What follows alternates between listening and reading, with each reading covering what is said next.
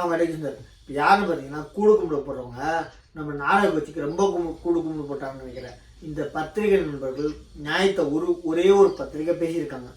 ஃபுல்லாக கூட இல்லை, ஒரே ஒரு விஷயம்.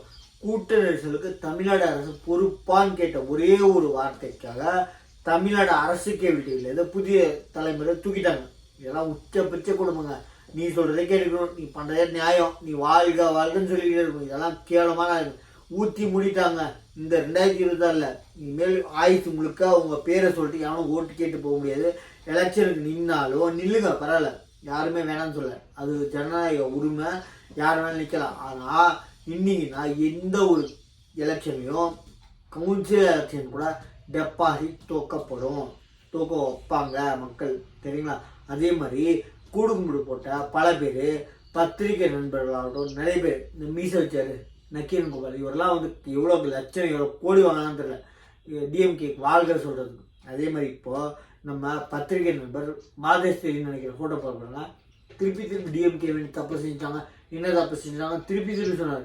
அவர் இப்போது என்னை மன்னிச்சிருங்க, தப்பு செஞ்சேன், என் கெரியரே முடிஞ்சு போச்சு. இவர் ஒரு சில விஷயங்கள் தப்பாக பேசியிருக்காரா இல்லை இவரை பேசியிருக்காங்கன்னு தெரியல. இவர் வாழ்க வாழ்கன்னு சொல்லிட்டு இருந்தாரு கடுப்பா இவர் சொல்லும்போது.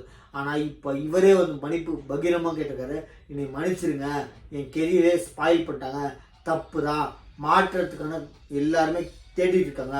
அந்த இடத்துல நானும் வந்து ஒரு மாற்றத்தை எதிர்பார்த்துருக்கேன். ஆனால் என் சூழ்நிலைகள், பேச வேண்டிய சூழ்நிலைகள், என்னை மன்னிச்சிருங்க பேசுறதுக்கு பகிரமாக கேட்டிருக்காரு. இவரை ஒன்று தண்டிச்சு யாரும் தப்பாக போகிறதுல சில பல டிவி இருக்குது.